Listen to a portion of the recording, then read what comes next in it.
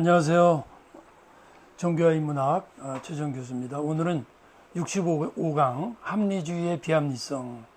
다시 한번 말씀드리지만 제가 지금 강의하고 있는 것은 누가복음 5장에 있는 베드로가 밤새 고기를 못 잡았는데 예수님의 명령에 의해서 이제 고기를 잡게 되는데 그 과정 속에서 일어나는 신앙의 의문, 신앙의 방해물. 자, 이전 강의도 말씀했지만 베드로가 밤새 고기를 잡았지만은 그거든요. 거기에는 내 경험과 내 지식을 통해서는 안 된다는 거예요. 왜? 베드로는 어부잖아요. 전문가라고. 그런데 말씀에 의지해서 던진다는 건 뭡니까? 거기서 인간의 합리성과 말씀에 대한 그 관계의 어떠한 갈등 내지는 부딪힘이라는 거예요. 그래서 오늘은 제목을 합리주의의 비합리성이에요. 이게 잠깐 어렵게 들리는데 합리주의는 인간의 이성이 절대적인 거야. 인간의 이성만이 모든 판단과 옳고 그름의 기준이 되는 거예요. 그게 합리주의예요. 합리성은 옳은 건데 합리주의는 잘못된 거니까 합리주의의 비합리성은 무슨 말이냐? 너네 정말 이성으로만 모든 걸 판단할 수 있는 거야? 정말 이성으로만 모든 진리나 모든 것이 기준이 되는 거야? 그게 비합리적이라는 거지. 파스칼이 이제는 말이죠. 이런 말이 있죠. 정말 합리적인 사람은 초합리적인 세계를 인정하는 사람이라는 거예요. 그게 정말 합리적이라는 거지. 영적 세계, 초자연 세계도 없어. 왜? 인간의 이성을 알 수 없기 때문에 그거야말로 비합리적이다 그 의미예요. 자, 인간의 보편적인 삶의 형태, 삶의 형태라기보다 삶의 방식이 더 좋을 것 같아요. 경험주의와 합리주의예요. 더 쉽게 말하면 사람은 자기 경험을 믿거나 아니면 이성의 근거에서 생활한다 그 얘기지. 그 대표적인 게 요전 강의에도 말이죠. 유대인은 표적을 구하고 그게 뭐예요? 경험주의 대표예요. 지금도 그러죠. 하나님 믿어라고 뭐라 그래요? 한번 보여줘봐. 하나님 나한테 한번 나타내 보세요. 그럼 내가 믿을게. 그게 경험주의예요. 헬라에는 지혜를 찾아는 그게 뭐예요? 그게 합리주의야. 철학으로, 이성으로, 논리성으로 이게 이성적으로 맞네? 근데 헬라이나 유대는 다 예수를 안 믿잖아요. 고린도서에 말하는 게. 그래서 합리주의와 경험주의는 신앙의 방식으로 진리를 알고자 하는 거예요. 믿음 없이 알고자 하는 거예요. 진리에 대한 최종적 판단은 인간의 이성이나 경험에 근거한다는 거지. 다 쉬운 말이죠.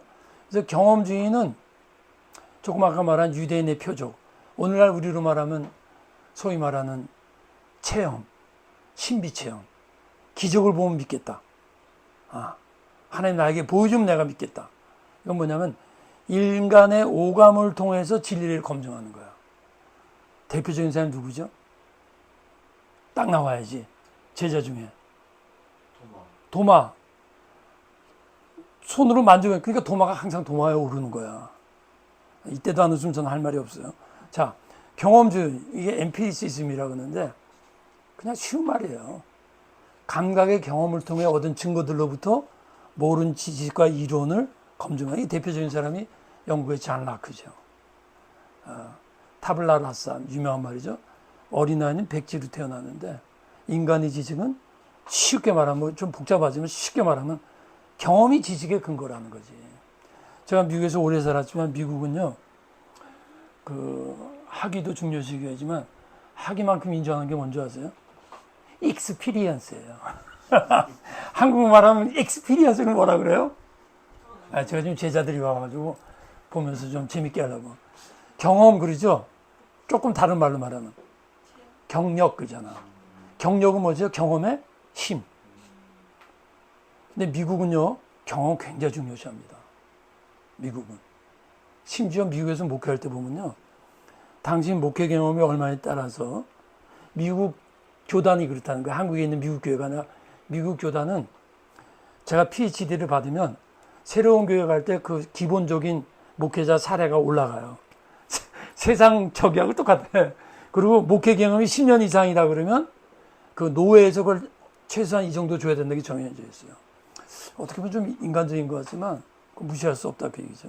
그래서 모든 진리와 이론 방식, 연역적 추론, 직관 방식이나 또는 계시적 인식을 반대하는 거예요. 이게 무슨 말이냐? 제가 옛날도 아니죠. 우리 기독교인의 신앙 방식은 연역법적이란 말 혹시 기억나요? 연역법적이라는 게 여러분 어려운 게 아니라 하나님이 태초에 천지를 창조했다. 딱 스테이트먼트 선포하는 거야. 그 다음에는 그걸 믿고 세상에서 살면서 하나님의 창조물을 인식해 가는 거야. 근데 경험주의는 그거 반대예요. 이 플라톤이 연역법의 철학의 대두죠. 이데아가 있다. 그 다음에 우리는 그림자다. 그런데 아리스토텔레스는 아래서부터 이제 올라오는 사람이야. 귀납식이야. 경험주의의 시조죠. 뭐냐? 그런 게 어딨어? 이데아 천국 그런 게 어딨어? 내가 경험해보고 나중에 최종적인 결단을 하겠다는 게 엠피리시즘이에요. 그래서 진리를 귀납적 방식. 그래서 진리의 경험주의의 가장 대표적인 게 뭐예요? 과학적 방식이에요. 과학은 검증이거든. 실험에 의해서 진리가 나오는 거야. 근데 그것도요, 사실은 어떤 전제가 있어. 과학도요, 엄밀히 말하면요, 어떤 전제를 놓고 실험하는 거야. 예. 근데 이 경험주의 형태는 뭐냐면, 우리 개인으로 말하면 뭐예요? 습관. 부부 결혼했잖아. 제일 어려운 게 서로 습관이 다른 거야.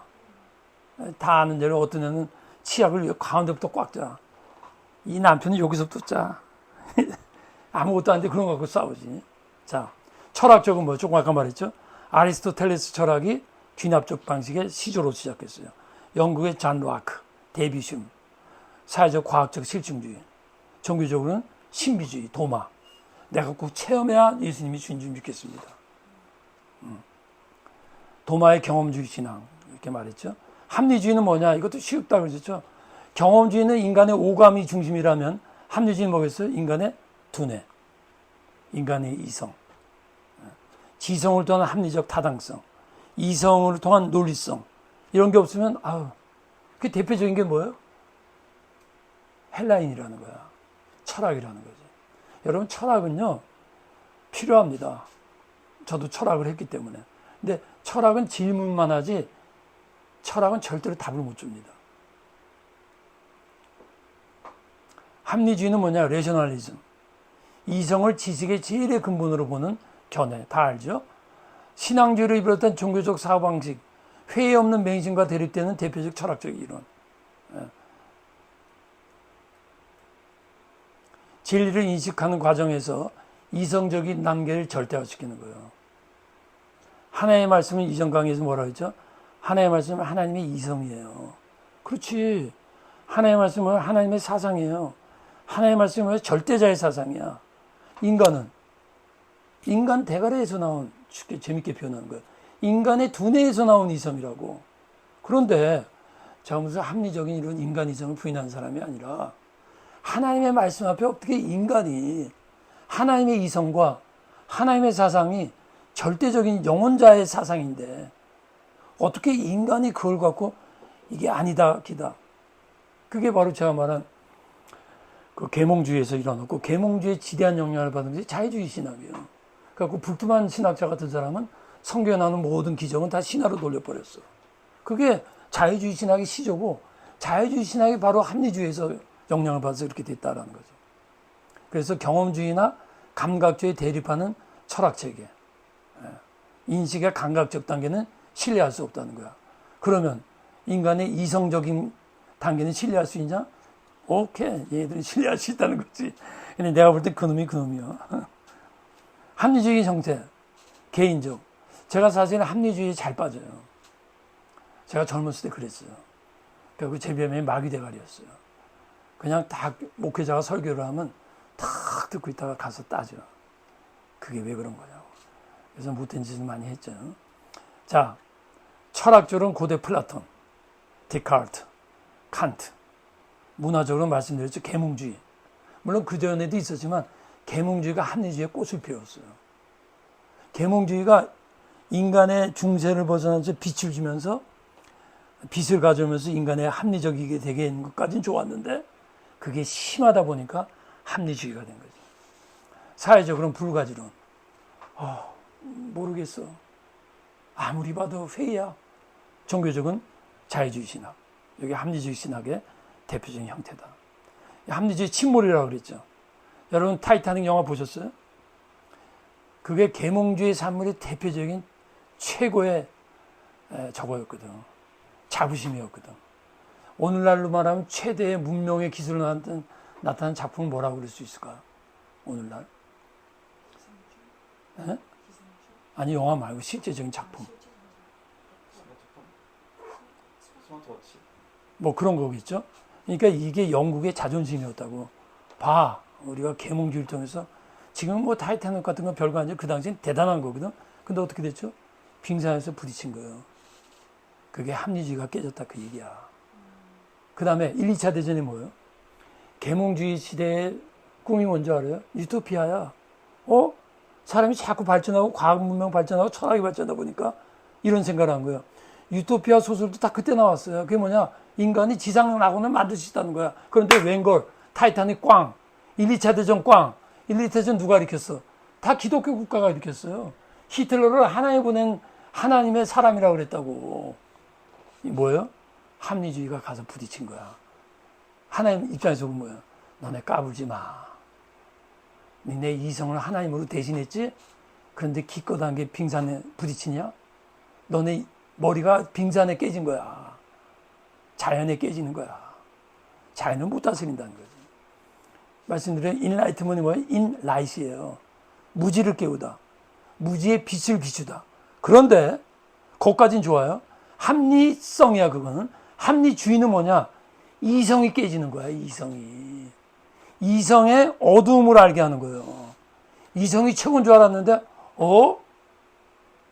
그래서 1, 2차 대전 다 전쟁 난 다음에 유럽에 확 들어온 게 뭐예요?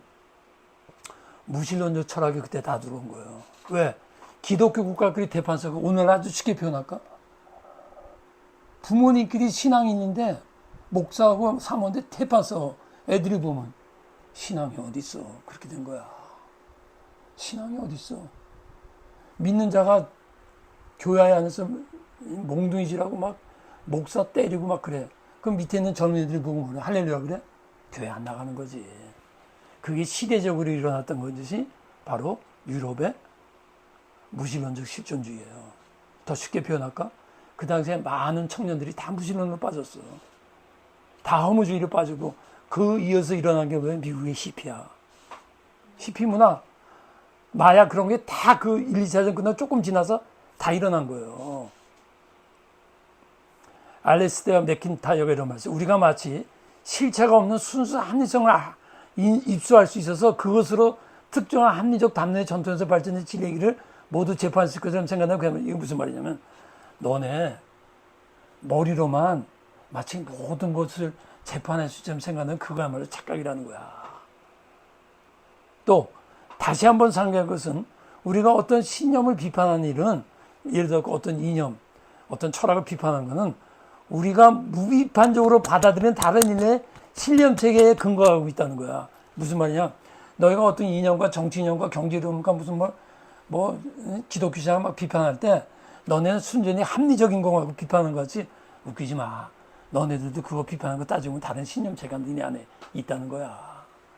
그러니까 순수 합리주의라는 거는 단순한 이성만이라는 건 불가능하다는 얘기를 하고 있는 거죠. 오늘 좀 죄송합니다. 제가 이 교수병이 있어갖고 자꾸 학생들 보면 학생을 향해서 제가 하다 보니까 여기 표현하죠. 그리고 그 신념체계 역시 사회적으로 구현된 특정한 출현의 전통이 나왔다는 거예요. 순수한 합리적인 거 없다는 얘기예요. 계몽주의 사상을 위한 인류는 신의 계시가 아니라 인간의 이성에 기초하여 생각하기 시작한 거야. 중세는 너무나 하나님의 말씀이 권위야. 그때가 중세는 많은 사람들이 교육을 못 받았어. 게다가 캐톨릭이 정치인보다 더 권위에 올라왔어. 그러니까 완전히 타락했어. 그러니까 완전히 일반인들은 맹신이야, 맹신. 종교교육이 일어나서 땅 쳐버렸어. 그 다음에 계몽주의가 일어나면서 거기까지는 좋았는데 그 다음에 오히려 계몽주의가 신이 된 거야. 그러면 이제 중요한 건 하나님의 말씀의 합리성이에요. 하나님의 말씀으로 말씀을 해석하는 거야. 무슨 말이냐? 하나님의 말씀의 합리성이라는 것을 우리가 어떻게 아냐 이거지. 이런 얘기예요. 제가 요사이 여러분 이렇게 유튜브도 준비하면서 제가 깨닫는 게 뭐였냐면 제가 이렇게 목회 은퇴하고 이 나이에 대해서 깨닫는 게 좀 부끄럽게 해서 죄송한데요.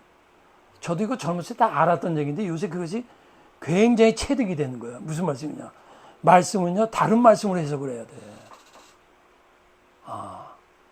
무슨 말이냐면 말씀은 전체적인 관점에서 부분적인 말씀이 답이 되는 거예요.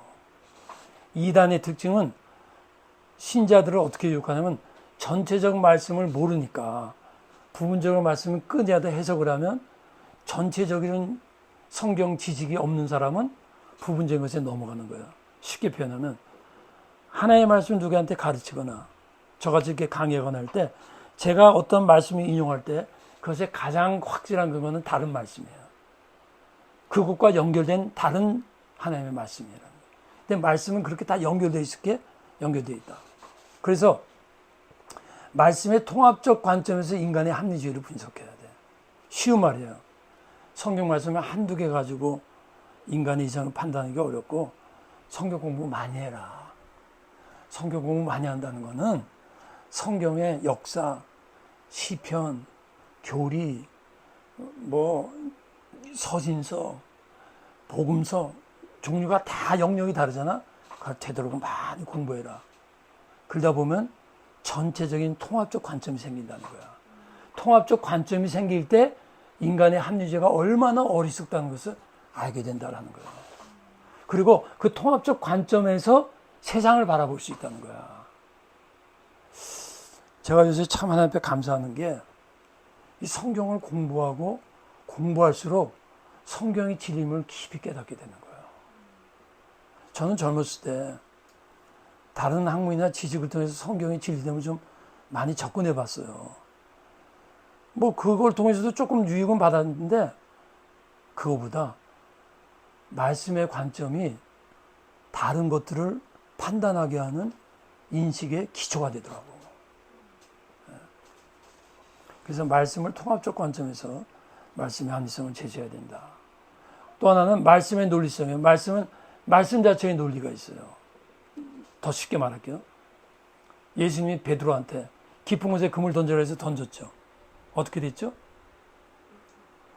잡혔죠. 요새 사람들은 할렐루야 대박 그러고 갔을 거야. 근데 베드로 거기 써 있잖아. 뭘 깨달았을 거예요? 말씀 진짜네. 거기서 말씀의 논리가 형성되는 거야. 깊은데 금을 던지라는 것이 인간의 합리적인 걸 볼 때는 말이 안 되는데 말이 되네.